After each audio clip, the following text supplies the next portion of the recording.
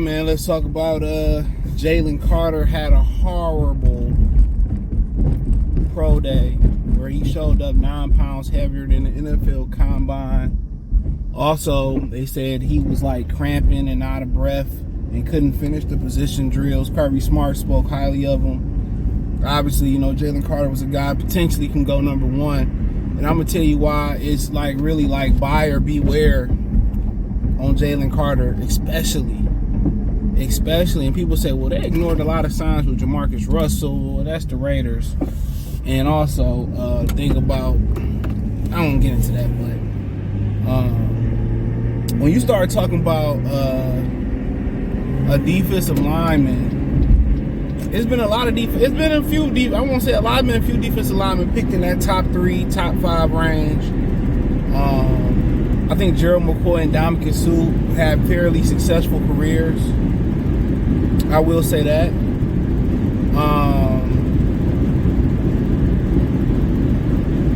But it's been a lot of bust up there. And when you start talking about everything he went through with the court case and having to lead the combine, getting bailed out, he probably stressed, probably can't focus. Some great things about his character came out. Paid for a non-scholarship players' food the whole year because they don't pay for non-scholarships food, players' food. Kirby Smart spoke highly of him. Said, he's a competitor. We know what type of player he is, right? I think people talking about how he take plays off. Every defensive lineman take plays off. Especially when you that big. But when you start talking about guys over 300 pounds and laziness, and one thing that comes into people's mind is he's gonna get lazy and get depressed and blow up to 340, 350. He can't do what we need him to do. And what made him a potential candidate for the number 1 pick was his ability to rush the passer, his athleticism, his burst up the field. If you're a defensive interior lineman, you go in defensive lineman in general, and you a candidate to go number 1, more than likely it's because of your ability to rush the passer. So, he got in trouble with the drag racing thing. He got up here in court a few days before the NFL draft, I think April 18th, in person. I think reckless driving was the charge. He's not responsible for anybody, homicide, nothing like that, till we know of yet. So, but all that is a recipe to drop in the draft. Had he showed up in shape, handled his business in the pro day, he didn't run the 40, he didn't lift, he just did the positional drills and ran. He was better off just not doing nothing.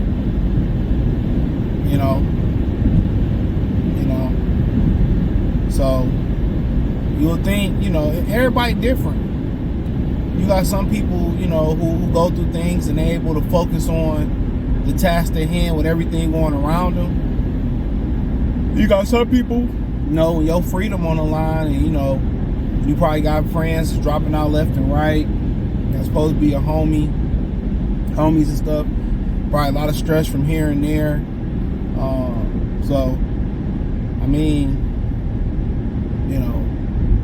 Like I said, the top 10 is not. It's a drop off. Once you start talking about, in my opinion, Bryce Young, Jalen Carter, what's the other kid's name? Tyree Wilson and Will Anderson in no Pacific order. After that, there's a drop off. In my opinion, there's a drop off. There's a drop off. A significant drop off, in my opinion. So that might work for him. Somebody still might take a flyer on him or whatever.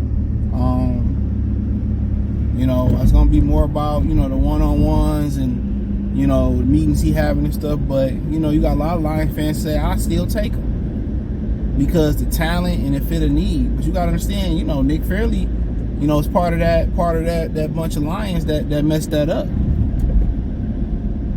Remember, he got in trouble when he first, you know, got here. He had a charge down there in Alabama. And a lot of Lions started, you know, getting in trouble here and there and here, you know. So, you know, people got to understand that as well, too. So, you know, my thing is, you know, it's just, if he fall to you, I'm probably going to take the chance to still take him. You know, required I meet with him and, you know, see what happened with the court case and all that stuff. But I'm going to take the chance on it. And he had to look me in my eye. We had to sit down and really talk. Not just you know, conversation or, no, we really had to probably spend, you know, maybe a weekend with him. Whole weekend with him, maybe even a week. You know, break down film, get to know him, maybe get to be around his family, you know what I'm saying? And see where he really coming from. But like I said, one mistake can ruin a lifetime a lifetime built reputation. And that's just part of this society, man. Putting so much emphasis on negativity. You can do 100 billion good things, for great things for people. You know, you make a mistake or you accused of making a mistake, and everybody, you know, want to, you know, paint you as the villain. These are kids, man. You got to remember, when I was younger, I made a lot of mistakes that, you know, came to light that, you know, a lot of people wouldn't be proud of. That I wouldn't be proud of. But as a person, you know, as a person, you got to eat it. You got to move on and get better. It's like football. You make, you know, miss a bad rap. You know what I'm saying? You got to move on and get better. You got to flip the page. And he got to be he got to do better at doing that. At flipping that page and moving on. You know, and it's hard to move on when you still got time. You facing time, or you facing the legal case. Probably something that he ain't never faced before. This is some adversity. But you still, you know, you should be more focused than ever, being in shape, getting in condition. He bailed out the same day he went in. You know? So he should do, you know, he should be, you know, this is something he got to work on. But like I said before, when talent meet a need, bro, and his character check out outside of a racing incident, which a lot of people do, you know, so happened that somebody, you know, was under the influence. They probably gonna say he was under the influence. They can't prove it. But yeah, the talent, if he falls to you, the talent too great, bro. If everything else check out with him, and one of the more bullshit going around with him at the University of Georgia, I'm cool. I'm cool with it. I'm cool with the risk. Because like I tell y'all, you look at it, it's a luxury pick. That's exactly what it is. It's a luxury pick from the Rams. But you'll love for that luxury pick to have, you know, that had the cake and the icing and the ice cream. You know what I'm saying? You want to have your cake and eat it too with that. So, but yeah, I probably still take a chance on him, man. Like I said, I love Tyree Wilson. They brought so many defensive end back. Restructured Charles Harris. I mean, they still could cut Romeo. You know, love what Tyree Wilson can do. You know, really good player. So, you know, it's a drop off after them 4. Yeah, I'm not a Stroud fan at all. And ain't nothing, you know, nothing to do per se because he from Ohio State or nothing like that. I just don't I don't see it. He feasts on lesser